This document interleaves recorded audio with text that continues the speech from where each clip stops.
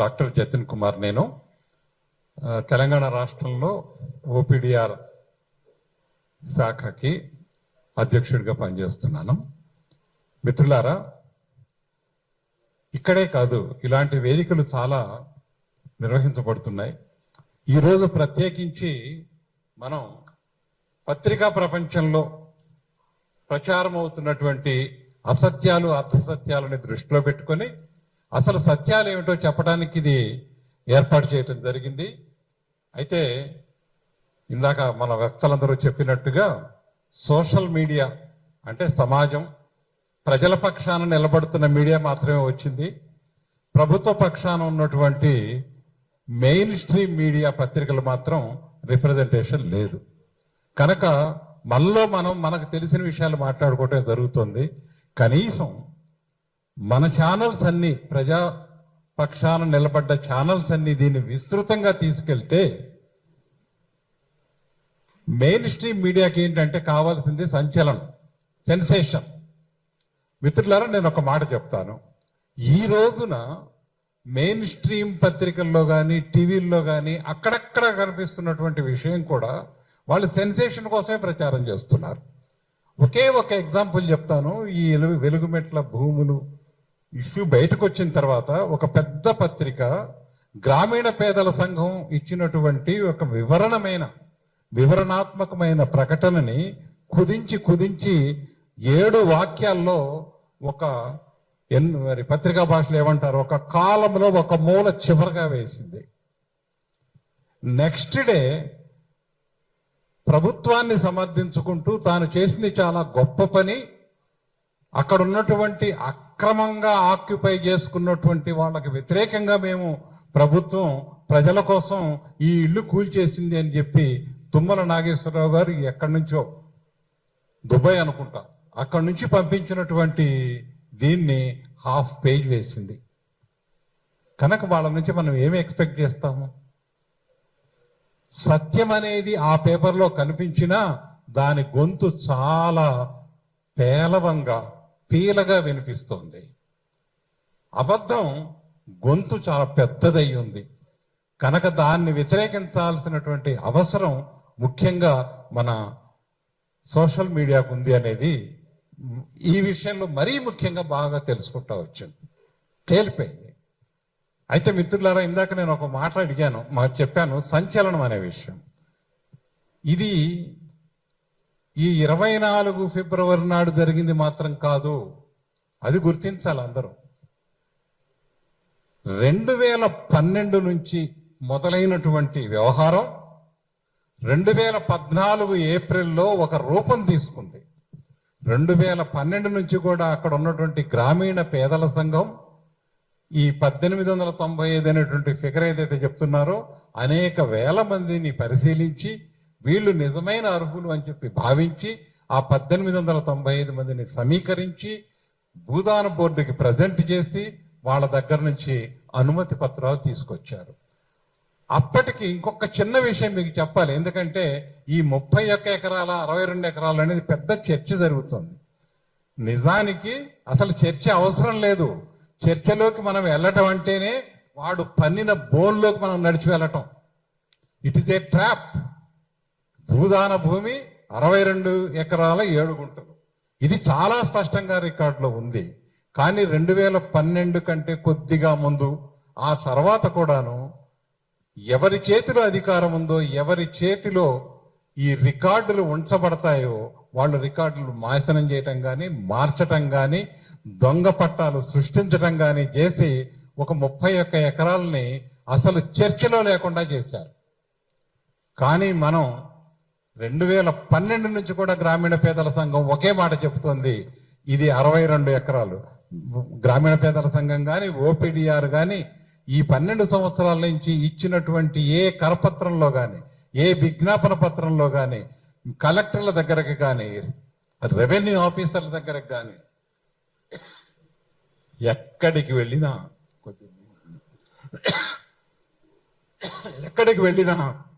62 ఎకరాలు చెప్తోంది.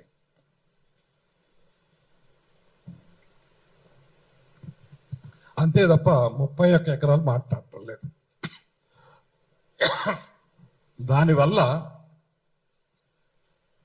1895 బదులు 1895 బదులు 900 మంది మాత్రమే ఇల్లు కట్టుకున్నారు. ఈ 900 మందికి 1000 మంది కనీసం అక్కడ 12 సంవత్సరాల నుంచి కాపురం ఉంటున్నారు, నివాసం ఉంది.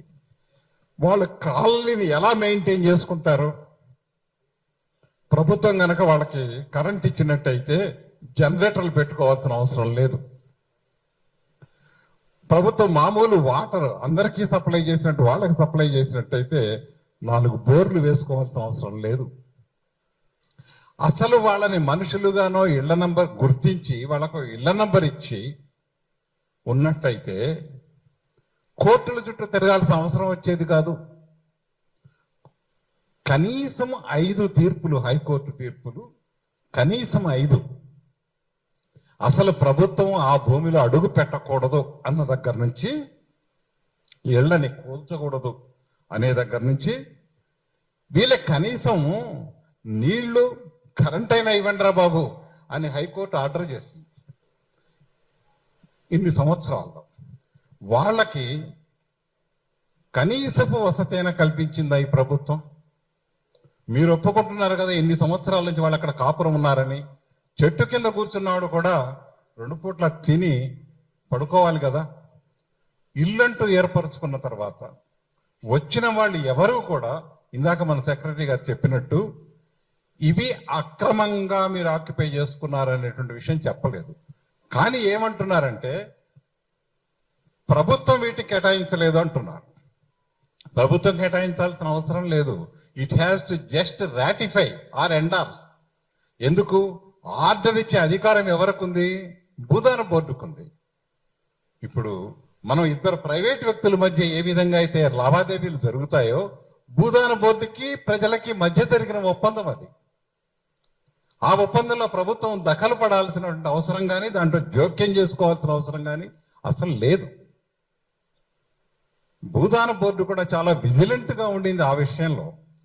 అందుకనే మన ఇందాక మీరు అన్నారు కదా, రాజేందర్ రెడ్డి గారు స్పష్టంగా చెప్పాలి అని. రాజేందర్ రెడ్డి గారు ఇక్కడే ఒక సంఘీభావ సదస్సుకు వచ్చారు. ఆయన చెప్పినటువంటి స్పష్టమైనటువంటి విషయం ఏంటంటే, ఈ భూమి 62 ఎకరాలు, అది చాలా స్పష్టంగా చెప్పాడు. అయితే ఒకప్పుడు, అంటే ఈ పేదలకి భూమి కేటాయించక ముందు వ్యవసాయం చేసుకోవడానికి కొంతమందికి భూములు ఆయన కేటాయించిన మాట కూడా వాస్తవం. వాళ్ళు వ్యవసాయం చేసుకోకుండా వాటిని ప్లాట్లు చేసి కొంతమంది అమ్ముకునే ప్రయత్నం చేశారు. అంటే దాన్ని వ్యాపారానికి ఉపయోగించారు. భూదాన భూమి యొక్క అసలు లక్ష్యం ఏదైతే ఉందో ఆ లక్ష్యానికి భిన్నంగా వాళ్ళు ప్రవర్తించడంతో ఆయన ఆర్డర్లు క్యాన్సిల్ చేసి, నిజమైనటువంటి పేదలు ఎవరున్నారు ఇక్కడ అనేది లెక్క తీసుకొని, గ్రామీణ పేదల సంఘంతో ఆయనకున్నటువంటి ఇతర భూముల వ్యవహారంలో జరిగిన ఆయన గమనించిన నిజాయితీని గుర్తించి ఆయన ఈ 1895 మందికి 2 విడతలుగా ఇచ్చాడు, 100 గజాల చొప్పున. ఇప్పుడు కూడా చెప్తున్నాను మిత్రులారా, ఈ 100 గజాలు ఈ పేదలు కూడా అమ్ముకోవటానికి హక్కు లేదు, పేదల సంఘానికి కూడా అమ్మడానికి హక్కు లేదు. వాళ్ళు ఇల్లు వేసుకుని ఉండటానికి మాత్రమే, అంటే అనుభవించడానికి మాత్రమే హక్కు ఉంది. అసలు ఈ ఒప్పందాలు ఉన్నప్పుడు ప్రభుత్వానికి ఏం పని? మనం 4 ఇళ్ళు వేసుకుంటే కరెంటుకి అప్లై చేసినప్పుడు మనకి కరెంట్ ఇస్తారా, ఇవ్వరా? ఇస్తారు కదా. అలాంటిది 1000 మంది ప్రజలు ఒక దగ్గర నివసిస్తున్నప్పుడు కరెంట్ ఇవ్వకపోవడానికి కారణం ఏంటి? వాళ్ళు ఒకటి చాలా స్పష్టంగా చెప్పారు. అయ్యా, ఏమీ లేకుండా రోజు పాములు వచ్చి తేళ్లు వచ్చి మిమ్మల్ని చేస్తుంటే కూడా తుప్పలు నరుక్కొని చెట్టు తీసేసి గుట్టలు సాపు చేసి మీరు ఇక్కడే కూర్చున్నారు. మీకు ఇక మేము సదుపాయాలు కూడా కల్పిస్తే మీరు ఇక్కడి నుంచి కదలరు. మీరు కదలాలి అంటే మేము ఏమి సౌకర్యాలు ఇవ్వకూడదు. ఇది ఈ రోజు కాదు ఫ్రెండ్స్, 2014-15 నుంచి జరుగుతున్నటువంటి వాదన. ఎందుకు చెప్తున్నానంటే, ఓపీడీఆర్ అధ్యక్ష కార్యదర్శులుగా మేము, ఓపీడీఆర్ సంస్థగా అక్కడ మా సభ్యులు కూడా పేదవాళ్లే. ఆటో డ్రైవర్లు, పూలు అమ్ముకునే వాళ్ళు, ఇళ్లలో పనిచేసే వాళ్ళు, హాస్పిటల్లో ఆయాలుగా ఉన్నవాళ్ళు, ఇలాంటి వాళ్ళు ఓపీడీఆర్ సభ్యులు. వాళ్ళు కూడా అందులో సభ్యులే, ఆ కాలనీలో ఉంటున్నారు. కనుక మా సభ్యుల బాగోగులు ఎట్లా ఉన్నాయని తెలుసుకోవడానికి మేము అనేక సార్లు వెళ్ళాం. గ్రామీణ పేదల సంఘం ఒక వెల్ఫేర్ కమిటీని పెట్టింది. ఆ కాలనీ నిర్ణయానికి ఒక కమిటీ ఏర్పడింది. ఆ కమిటీ కూర్చొని, మనం ఇక్కడ అపార్ట్మెంట్లో వేసుకుంటున్నాం కదా, నెల నెలకి అపార్ట్మెంట్ ఛార్జెస్ ఎంత అవుతాయి అంత అవుతాయి అని, అదే మాదిరిగా వాళ్ళతో కూర్చొని వీటన్నిటిని ఏర్పాటు చేస్తూ వాటికి సంబంధించినటువంటివి క్రమంగా 10 సంవత్సరాల్లో ఏర్పాటు చేయగలిగారు. వీటిని ప్రైవేట్ కిరాయి గూండాల చేత వ్యతిరేకింపజేశారు. ఇంతకుముందు చెప్పానే, పక్క భూముల్లో పట్టాలు పొందామని చెప్పుకుంటున్నటువంటి వాళ్ళు, ప్లాట్ల అమ్మిన వాళ్ళు పోలీసులు తీసుకొని 2 సార్లు 3 సార్లు దాడులు చేశారు. ఈ దాడులన్నిటినీ గ్రామీణ పేదల సంఘం నాయకత్వంలోనే, ఓపీడీఆర్ సహాయంతోనే అక్కడున్న ప్రజలు వ్యతిరేకించారు, తిప్పికొట్టారు, పంపించి వేశారు. కనుక ఈ 24వ తారీఖు నాడు జరిగింది, ప్రజలు అకస్మాత్తుగా వాళ్ళకేదో తెలియకుండా ఇప్పటికిప్పుడు మీద పడ్డది కాదు, వాళ్ళు ఊహిస్తూనే ఉన్నారు. అందుకనే ఓపీడీఆర్ 2 సార్లు ఫ్యాక్ట్ ఫైండింగ్ కమిషన్ వేసింది. 24లో వెళ్ళాము, మళ్ళీ మొన్న ఈ కూల్చివేతలకి వారం రోజుల ముందు వెళ్ళటం జరిగింది. ఖచ్చితంగా మొట్టమొదటి కమిటీ ఏవైతే నిర్ణయాలు చేసిందో, స్వతంత్రంగా వెళ్ళిన జడ్జిలు వాళ్ళు కూడా అదే నిర్ణయాలు తీసుకొని చూపించారు. ఎందుకంటే వాస్తవానికి 2 రకాలు ఉండవు, వాస్తవానికి 2 రంగులు ఉండవు, ఒకటే రంగు ఉంటుంది. కనుక ఎన్ని నిర్ధారణ కమిటీలు వేసినా వాస్తవం ఒకటే బయటకు వస్తుంది. అబద్ధానికి రకరకాలు ఉంటాయి. కనుక పక్క వాళ్ళ పట్టాలు మారిపోతున్నాయి, భూదాన భూమి వెనక్కి తీసుకుంటుంది, ముందుకెళ్తుంది, ఇలాంటివి జరుగుతున్నాయి. కనుక ఈ రోజున అక్కడ ఆవేశం, ఆవేదన, వాళ్ళ ఆక్రోశం ఇవన్నీ మనం చూసాం. అందరూ వీడియోల ద్వారా విన్నారు. ఇప్పుడు మనం ఏం చెయ్యాలి అనేదే ముఖ్యమైనటువంటిది. ముఖ్యంగా ఓపీడీఆర్ ఇలా బాధల్లో ఉన్నటువంటి వాళ్ళు, హక్కుల కోల్పోతున్నటువంటి ప్రజలందరి వెంట ఉంటుంది. దానికోసం అన్ని రకాల శక్తుల్ని సమీకృతం చేస్తుంది, అందరినీ సమీకరిస్తుంది, అందరి దగ్గరికి వెళ్తుంది. ఇది రాజకీయం కాదు, ప్రజల పట్ల నిబద్ధత, వాళ్ళ బాధలని, వాళ్ళ హక్కుల్ని నిలబెట్టేటువంటి బాధ్యత. అది రాజ్యాంగం అవునన్నా కాదన్నా, హైకోర్టు ఏం చెప్పినా చెప్పకపోయినా. ఎందుకంటే హైకోర్టు తీర్పు ఇచ్చినంత మాత్రాన అది అమలవుతుందనే గ్యారంటీ లేదు మనకిక్కడ. ఇప్పుడే చూడండి, నేను ఇందాక చెప్పాను, 6 సార్లు లేక 5 సార్లు ప్రభుత్వం, అదే హైకోర్టు ప్రజలకు అనుకూలంగా తీర్పిచ్చింది. వాటిని వేటిని అమలుపరచలేదు. కానీ జనవరి 14, 17వ తారీఖు నాడు వాళ్ళంతటా వాళ్ళు రాసుకున్న ఒక CCLA ఆర్డర్ అని, హైకోర్టు ఆర్డర్ అని చెప్పి ఆగ మేఘాల మీద 5-6 రోజుల లోపల ఇంత వినాశనానికి వాడారు. కనుక చట్టం అనేది ప్రభుత్వం ఎలా చెబితే అట్లా ఉంటుంది. అదొక వెదురు బద్ద లాంటిది, దాన్ని వంచితే వంగుతుంది, విరగొడితే విరిగిపోతుంది. అది వాళ్ళ ఇష్టంలో ఉంది, మన ఇష్టం మీద లేదు. మనకున్నదల్లా ఒకటే మార్గం, మనం గట్టిగా నిలబడటం. దీనికి చాలా స్పష్టమైనటువంటి కొన్ని ఇందాకటి నుంచి మనందరం మాట్లాడుకుంటున్నటువంటివి. ఇప్పుడు మనం మాట్లాడుకుంటున్న సమయంలో 1000 మంది ఆ కాలనీ ప్రజలు ఖమ్మం కలెక్టరేట్ ఆఫీస్ ముందు ఉన్నారు. వాళ్ళు డెప్యూటీ కలెక్టర్ని కలిసినట్టుగా ఉన్నారు. పిక్చర్స్ చూడటం వల్ల ఇంకా పూర్తి వివరాలు నాకు తెలియదు. కానీ అక్కడికి వెళ్ళినటువంటి వాళ్ళల్లో మీరు చూడండి, ఫొటోస్ మీకు పెడతాము. ఆ భూదాన భూమిలో ఉన్నటువంటి వ్యక్తులు వెళ్ళారు. 311 మందిలో మాకు వచ్చినటువంటి ఇన్ఫర్మేషన్ ప్రకారం ఇల్లు కోల్పోయిన వాళ్ళు కేవలం 50-60 మంది మాత్రమే. మిగతా అందరూ ఇప్పుడున్నటువంటి రాజకీయ పక్షాలు వాళ్ళ అనుయాయుల్ని, వాళ్ళ ముఠా మనుషుల్ని లోపల పెడుతున్నారు. అయినప్పటికీ వెలుగుమట్ల వాసులు, పేద ప్రజలు ఎంత ఉదారంగా, ఎంత మానవీయంగా ఉంటారంటే, వాళ్ళెవ్వరూ కూడా, సార్ వాళ్ళు కూడా పేదలే, వాళ్ళకి ఇల్లు ఇవ్వండి, మేము వద్దనటంలా. కానీ ఇల్లు కూలిపోయిన మాకు కదా ముందు ఇవ్వాల్సింది. ముందు మా 100 గజాల స్థలం మాకు చూపించండి. 62 ఎకరాలు ఉంది, ఇవ్వండి వాళ్ళకి వద్దనటంలా. వాళ్ళ హక్కును మేము కాదంటంలా. కానీ అన్యాయం జరిగిపోయినటువంటి మాకు ముందు చూపించండి అన్నారు. దానికోసమే మనం మొట్టమొదటి డిమాండ్గా ఖమ్మంలోని వినోబా నవోదయ కాలనీలో కూల్చిన ప్రతి ఇంటిని తిరిగి ఆ స్థలంలోనే, అంటే 100 గజాల స్థలంలో నిర్మించి ఇవ్వాలి. తర్వాత ఈ 100 గజాలు ఎక్కడ ఏమిటి అని మళ్ళీ ఒక అర్హత పరీక్ష పెట్టాల్సిన అవసరం లేదు. కారణం భూదాన బోర్డు లేఅవుట్ చేసి ప్లాట్ నంబర్తో సహా ఒక్కొక్కరికి కేటాయించింది కనుక ఇప్పుడు ఆ మనుషుల్ని తీసుకెళ్తే ఇది నా స్థలం, ఇది నా ప్లాటు అని ఖచ్చితంగా చెప్పగలరు. 10-12 సంవత్సరాల నుంచి వాళ్ళకు ఒక కమిటీ ఉంది, వెల్ఫేర్ కమిటీ ఉంది. ఆ కమిటీ దగ్గర మొత్తం లిస్ట్ ఉంది. ఇందాక మిత్రుడు చెప్పినట్లు 800 మంది ఇల్లు కట్టుకున్నటువంటి వాళ్ళ లిస్ట్ కలెక్టర్కి సమర్పించారు. ఇంకా మీరు ప్రత్యేకించి చేయవలసింది ఏంటి? ఎవడైతే ఉన్నాడో వాడే చెప్తున్నాడు నేను ఇక్కడ ఉన్నానని. మొన్న వీడియోలో చూశాము, ఈ 311 మందిలో వెళ్ళినప్పుడు జెన్యున్ గా ఉన్న వాళ్ళు 40-50 మంది ఉంటే వాళ్ళు వెంటనే పక్కన వాళ్ళు చూసి ఈతను ఎవరు, వీళ్ళెవరు, వీళ్ళు ఎప్పుడు మన కాలనీలో లేరే, వీళ్ళకి ఎలా వచ్చింది అని ఆశ్చర్యపోతున్నారు. అంటే ప్రభుత్వం ఎంత పెద్ద కుట్ర చేస్తుందో చూడండి. ఆ పక్కన వాదనలోనే 31 ఎకరాలు లాగేసింది. ఇప్పుడు ఇక్కడ నిజంగా ఇల్లు కోల్పోయిన వాళ్ళని పక్కకు నెట్టి వాళ్ళకు కావలసినటువంటి వాళ్ళని అందులో ప్రవేశపెడుతోంది. రేపొద్దున ప్రభుత్వం ఏది చేయదలుచుకున్నా వీళ్ళ ఓటు బ్యాంకుగా కాలనీని తయారు చేయడానికి పథకం పన్నుతోంది. ఈ కుట్రలో భాగమే 10-12 సంవత్సరాల నుంచి వాళ్ళ పక్కన కూర్చున్నటువంటి పేదల సంఘం, వాళ్లతో పాటు ఉన్నటువంటి welfare committee, registered welfare committee, అది వాళ్ళని డబ్బులు వసూలు చేశారనే దాంతో తీసుకెళ్లి జైల్లో పెడుతుంది. మిత్రులారా, ఇంకొక మాట, ఇల్లు కోల్పోయి గోళ్ళు మనం విలపిస్తూ వాళ్ళందరినీ తీసుకొచ్చి అంబేద్కర్ భవనంలో కూర్చోబెడితే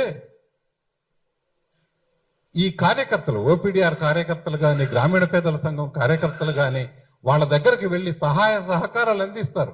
ఎందుకంటే వాళ్ళు కూడా నివాసితులే, వాళ్ళు కూడా సంఘంలో బాధ్యులే, ఆ సమాజంలో ఒక పార్ట్. అటువంటి వాళ్ళని దగ్గరికి రానియకుండా ఎప్పుడో ఉన్నటువంటి పాత కేసులు తిరగదోడి 3 సంవత్సరాల నుంచి కేసులు పెడుతున్నారు. అటువంటి పాత కేసులన్నీ తిరగదోడి అక్కడికక్కడ అరెస్ట్ చేసి తీసుకెళ్లి జైల్లో కూర్చోబెట్టారు. ఇక్కడ ప్రజలలో వాళ్ళకు సంబంధించిన వాళ్ళతోటి చేసి ఏరు మీ నాయకులు ఇంత బాధలో ఉంటే వాళ్ళు ఎక్కడికి వెళ్ళారు? యాజ్ ఇఫ్ వాళ్ళు కూడా మన హర్షద్ మెహతా లాగా లండన్కి పోయారు అనుకున్నారా ఏమో తెలియదు.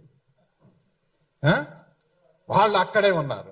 అరెస్ట్ కాని నాయకులు అక్కడే ఉంటూ పోలీసుల కళ్ళు తప్పించుకుంటూ ఆ బాధితులకి కావలసిన సూచనలు, సహాయము, వాళ్ళు బయటికి రాకపోవచ్చు, వాళ్ళకు అందవలసినటువంటి సహాయం ఏ రూపంలో ఉండాలి, ఎవరిని అడిగితే వస్తుంది. స్వచ్ఛంద సంస్థల దగ్గరకు వెళ్ళి అనేక రాజకీయ పార్టీలను కలిసి కావలసిన ఏర్పాట్లు మొత్తం చేశారు. మిత్రులారా, సరే నేను ఇంతకంటే ఎక్కువ దాని గురించి చెప్పను. ఓపీడీఆర్ కార్యకర్తలను అరెస్ట్ చేశారు. ఓపీడీఆర్ కార్యకర్తలు అంటే ఎవరు? ప్రజల హక్కుల కోసం నిలబడి హక్కులు ఎప్పుడైతే కోల్పోతున్నారో అప్పుడు నిలబడేవాళ్ళు. అలాంటి వాళ్ళని తీసుకెళ్లి జైల్లో పెడితే వాళ్ళని దగ్గరికి రానియకపోతే ఇక ఆ ప్రజలకి దిక్కెవరు? ఖచ్చితంగా రాజకీయ కుట్ర ఏమిటంటే ప్రజలకి నాయకత్వం లేకుండా చేయటం, ప్రజలు తమ బాధలు చెప్పుకునే అవకాశం లేకుండా చేయటం. ఆ సమయంలో కాంగ్రెస్ వాళ్ళు ఇంకొకళ్ళు లోపల ప్రవేశించి మంచి కుర్చీలు వేసుకొని ఒక 20-30 మందిని పక్కన కూర్చోబెట్టుకొని వాళ్ళ బుర్రలు తొలిచేశారు. ఈ వీడియోలు మనం చూసాం. తొలిచేశారు బుర్రల్ని. వాటిల్లో భాగంగా ఏంటంటే నేను ఒక చోట చూశాను, 2-3, నేను కూడా ఖమ్మం వెళ్ళినటువంటి దాంట్లో మా అందరికి చెప్పారు.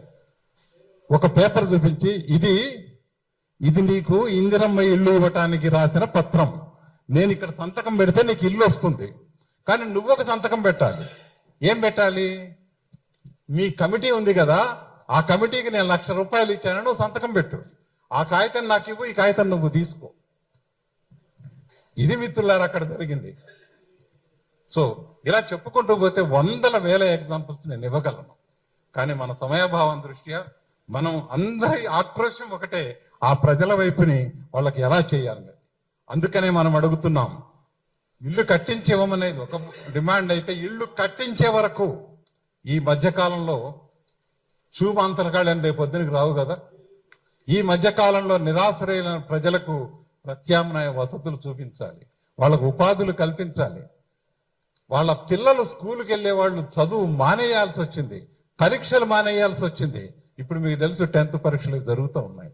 వాళ్ళు ఈ సమయంలో అక్కడికి వెళ్ళలేరు కనుక వాళ్లకు జరిగినటువంటి నష్టానికి ఏ విధంగా న్యాయం చేయగలుగుతాం? ఇది ఒక మానవీయమైన ప్రశ్న. 1 సంవత్సరం పాటు విద్యను కోల్పోతున్నాడు చిన్న పిల్లవాడు, వాడికి వెంటనే న్యాయం చేయాలి. అంతకంటే ముందు 20 రోజుల నుంచి ఏదో ఉదారులు స్వచ్ఛంద సంస్థలు ఇస్తున్న తిండి నీళ్ల మీద ఆధారపడి ఉన్నారు. ఎంతకాలం అలా ఉంటారు? ఆ సంస్థలు ఎంతకాలం సహాయం చేస్తాయి? ప్రభుత్వం ఏం చేయబోతోంది? ఇది మనం ప్రశ్నించాలి. అంతేకాదు, చట్ట వ్యతిరేకంగా ప్రజా వ్యతిరేక చర్యలకు బాధ్యులైన మంత్రులు, ప్రభుత్వ పోలీసు అధికారులపై తక్షణమే చర్యలు తీసుకోవాలి. కొత్త ఆఫీసర్లన్నా వస్తే కనీసం కొంచెమైనా కొత్తగా ఆలోచిస్తారేమో, ఈ ప్రజల పట్ల కొద్దిగైనా సానుభూతి చూపిస్తారేమో. ఎందుకంటే ఇప్పుడున్న వాళ్ళందరూ కరుడు గట్టి ప్రజా వ్యతిరేకతని మూటగట్టుకున్నారు. అట్లాగే మనం ఇంకొక డిమాండ్ కూడా చెప్పాలి. మన మిత్రులందరూ చెప్తున్నారు, అందరూ అడుగుతున్నారు, పేద ప్రజల పట్ల నిర్లక్ష్యంగా వ్యవహరించిన స్థానిక మంత్రులు రాజీనామా చేయాలి. మనం ఏ విధంగా శిక్షిస్తామనేది మనకు 2 ఏళ్ళు 3 ఏళ్ళు టైం ఉంది. ఈ లోపల అసలు వాళ్ళ అధికారంలో ఉండటానికి అవకాశం లేదు, అవసరమే లేదు. అట్లాగే ప్రజా సంఘాల నాయకుల్ని అరెస్ట్ చేశారు, వారిపై అక్రమ కేసులు పెట్టారు. వాళ్ళను కూడా విడుదల చేయాలనేది కూడా మన ఈ సంఘీభావంలో ఒక భాగం కావాలని. అన్నిటికంటే ముఖ్యమైనది, ప్రభుత్వం ప్రచారం చేస్తున్న అసత్యాలని, దుష్ప్రచారాన్ని పూర్తిగా వెంటనే ఆపేయాలి. వాళ్ళు ఆపరు, మనం దాన్ని పూర్తిగా ఖండించాలి, మనం వ్యతిరేకంగా వెళ్ళాలి. మిత్రులారా, నేను ఒకే ఒక్క విషయం చెప్పి వెళ్తాను. ఇందాక ఒక పాట పాడారు మన కళాకారులు, దానిలో ఒక మాట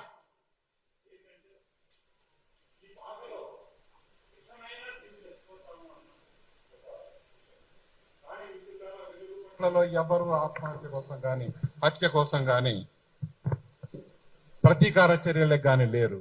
మా చోటు మాకు ఇవ్వండి, మేము ఇక్కడే కూర్చుంటాం అని కూర్చున్నారు. వాళ్ళు పోరాటం చేయడానికి సిద్ధంగా ఉన్నారు, ఓడిపోవడానికి సిద్ధంగా లేరు. మాకేం అక్కర్లేదు, మేమే చీర కట్టుకుంటాం, టెంట్ వేసుకుంటాం, ఏదో ఒకటి చేసుకుంటాం, మా స్థలంలోకి మమ్మల్ని వెళ్ళనియండి అనేటువంటి డిమాండ్ వాడు పెడుతున్నారు. కనుక మిత్రులారా, ఈ వెలుగుబట్ల అనేది కేవలం ఒక వెలుగుబట్లకు సంబంధించిందే కాదు, అక్కడ జరగబోయే ఫలితం, ఆ ఉద్యమం ఏ విధంగా ముందుకెళ్తుందనేది ఇక్కడ మూసీ ఒడ్డుని ప్రభావితం చేయబోతోంది. కనుక మిత్రులారా, ప్రజాస్వామ్య హక్కుల పరిరక్షణ సంస్థగా మీరు తెలంగాణ మేధావులుగా సమాఖ్యగా మనందరం కలిసి ఈ సమస్యని పరిష్కరించటంలో ముందుకు వెళ్ళాలి. ఇంకొక విషయం చెప్తాను. గత 10-12 సంవత్సరాల నుంచి వాటి మీద పూర్తి పట్టు, ఆ విషయాల పట్ల పూర్తి అవగాహన ఉండి ఈ 1800 మందికో 1000 మందికో ఉన్నటువంటి వాళ్ళకి నాయకత్వం వహిస్తున్నటువంటి ఆ కమిటీ ఏదైతే ఉందో, ఆ సంఘం ఏదైతే ఉందో, వాళ్ళని పక్కకు నెట్టి తీసుకునే ఏ నిర్ణయం కూడా న్యాయబద్ధంగా ఉండజాలదు. కనుక ఆ కమిటీ సభ్యుల్ని ప్రభుత్వం తీసుకునే చర్యల్లో, ఆ చర్చల్లో భాగస్వాములు చేసి వాళ్ళు చెప్పిన నిర్ణయాల ప్రకారం, వాళ్ళేం అన్యాయం చేసేవాళ్ళు కాదు, చట్ట వ్యతిరేకులు కారు. ఇది ఇంకొకటి ఓపీడీఆర్ తరఫున ఒక చిన్న విజ్ఞప్తి చేస్తున్నాను మిత్రులారా. ఇప్పటి వరకు జరిగిన ఈ 12 సంవత్సరాల కాలంలో వాళ్ళు ఎవ్వరు వేరే వాళ్ళ మీద ఆధారపడలేదు. వాళ్లకున్న చిన్న చిన్న జీతాలతో కొద్ది ఆదాయాల్లో దాచుకొని వాళ్ళ మనుగడ కోసం, వాళ్ళ బ్రతుకు కోసం ఖర్చు పెట్టుకుంటూ వచ్చారు. కోర్టుల ఖర్చులు, నీళ్ల ఖర్చులు, కరెంటు ఖర్చులు, ఇలాంటివన్నీ ఖర్చు పెట్టుకుంటూ వచ్చారు. ఓపీడీఆర్ ఏం భావించిందంటే, కనీసం వాళ్ళ న్యాయ పోరాటంలో లాయర్ల ఫీజులు, కోర్టు ఫీజులు ఇవన్నీ అనేక రకాలుగా ఉంటాయి. వాటిల్లో అయినా ఓపీడీఆర్ సహాయం చేయాలని చెప్పి భావిస్తూ ఆ బాధ్యతని ఓపీడీఆర్ స్వీకరిస్తూ ప్రజలందరికీ విజ్ఞప్తి చేస్తుంది. ఆల్రెడీ మనం ఒక అప్పీల్ ఇచ్చాము, కరపత్రం ఇచ్చాము. దానిలో గ్రామీణ పేదల సంఘానికి సంబంధించిన అకౌంట్ నంబర్ కూడా ఇచ్చాము. కాస్త మనం ఈ సమయంలో ఆర్థికంగా కూడా సహాయపడవలసినటువంటి అవసరం ఉంది. మీకు ఇక్కడ కూర్చున్న నలుగురమే కాదు, ఎందుకంటే ఇక్కడ ఉన్నటువంటి చాలా మంది ఆర్థిక సహాయం కూడా ఆల్రెడీ చేసి ఉన్నారు. ఎవరి శక్తి మేరకు వాళ్ళకి మనం చేస్తున్నాం. ఈ సందేశాన్ని సమాజంలో ఇతర వర్గాల దగ్గరికి, మన ఫ్రెండ్స్ సర్కిల్లోకి, ఆ ఫ్రెండ్స్ సర్కిల్లోకి తీసుకెళ్లి వాళ్ళకి ఆర్థికంగా కూడా సహాయపడవలసిన అవసరాన్ని ఈ ప్రభుత్వం కల్పిస్తున్నది. ఇప్పుడు ఈ రోజున తినడానికి ఏమిటి? ఆ అంబేద్కర్ భవనం ఖాళీ అయిపోయింది, అక్కడ ఎవరు లేరు. ఎవరికి తెలిసిన వాళ్ళ చుట్టాల దగ్గరకు, వాళ్ళ పాత ఊళ్ళ దగ్గరకు కొంతమంది చెప్తున్నారు, 15 ఏళ్ళు అయింది సార్ నేను మా ఊరు విడిచిపెట్టి వచ్చి, ఇప్పుడు నేను వెళ్ళి అక్కడ ఏం చెయ్యాలి? నాకు అక్కడ ఏం పని దొరుకుతుంది? ఇక్కడ పని చేసుకోలేరు, అక్కడ పని లేదు. ఇలాంటి విపత్కరమైన స్థితిలో ఉన్న ప్రజలకి మనం ఎంత మేరకు వీలైతే యథాశక్తి అంటామే అలా మన శక్తి మేరకు తోడ్పడాలని కోరుతూ, ఇందాక మనం చదువుకున్నటువంటి 8 వీటిని ప్రజల్లోకి తీసుకెళ్లటం, ఆయా జిల్లాల్లో ఉన్నటువంటి ఎడిషన్స్ లో కూడా మీరు వేసి, మెయిన్ పత్రికలోనే కాదు అదర్ డిస్ట్రిక్ట్స్ లో ఉన్నటువంటి ప్రజలను కూడా కదిలించి, ఇది మొత్తం తెలంగాణ రాష్ట్రంలో పాకే ఒక ఉద్యమంగా అయినప్పుడు మాత్రమే. ఇప్పటి వరకు ఖమ్మం జిల్లాలో జరిగినటువంటి దానికే మంత్రులు గడగడ వణుకుతున్నారు. దిద్దుబాటు చర్యలు తీసుకోవడానికి కొత్త తప్పులు చేస్తున్నారు, అది వేరే విషయం. దిద్దుబాటు చర్యలు తీసుకోబోతున్నారు. మొత్తం తెలంగాణ నిలబడి ఒక పక్కన 1800 మంది ఇళ్లు కట్టించడం నీకు కష్టమా అని అడిగితే వారం రోజుల్లో సమస్య పరిష్కారం అవుతుందని భావిస్తూ, మీ అందరికీ ఈ ఉద్యమంలో భాగస్వామి అవుతున్నందుకు తెలంగాణ సమాఖ్య తరఫున, మా ఓపీడీఆర్ తరఫున ధన్యవాదాలు చెప్తూ ముగిస్తున్నాను.